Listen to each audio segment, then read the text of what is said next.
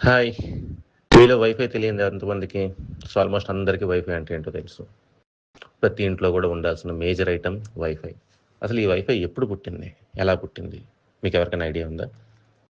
So, ఈ wifi పుట్టడానికి ఒక హాలీవుడ్ హీరోయిన్ వల్ల కారణం అంటే తెలుసా మీకు? 1940స్‌లో హడీ లేమర్ అనే ఒక బ్యూటిఫుల్ యాక్ట్రెస్ ఉండేది.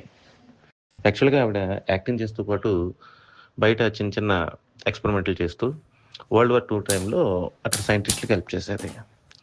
ఆ టైంలో ఆమె ఒక కొత్త టెక్నాలజీ తయారు చేసింది. దాన్నే ఫ్రీక్వెన్సీ హోపింగ్ అంటారు. అసలు ఈ ఫ్రీక్వెన్సీ హోపింగ్ అంటే ఏంటి? ఇది ఎప్పటికప్పుడు సిగ్నల్స్ మార్చుకుంటూ రేడియో ఫ్రీక్వెన్సీ అంటాం గదా! మార్చుకుంటూ వెళ్ళటంతోటి శత్రువులు దీన్ని క్యాచ్ చేయలేరు. సో, ఇది టార్పెడోల కోసం టార్పెడోని గైడ్ చేయడం కోసం హెల్ప్ చేశారు. బట్ ఆఫ్టర్ ఫ్యూ ఇయర్స్ నెమ్మదిగా అదే వైర్‌లెస్ కమ్యూనికేషన్ కింద మారి ఇవాళ మనం వాడే బ్లూటూత్, జీపీఎస్, వైఫై టెక్నాలజీస్ అన్నిట్లికి అదే కారణమైంది. సో, నెక్స్ట్ టైమ్ ఎప్పుడన్నా మీరు వైఫై కనెక్ట్ అవుతున్నప్పుడు జస్ట్ ఆవిడని గుర్తుపెట్టుకోండి.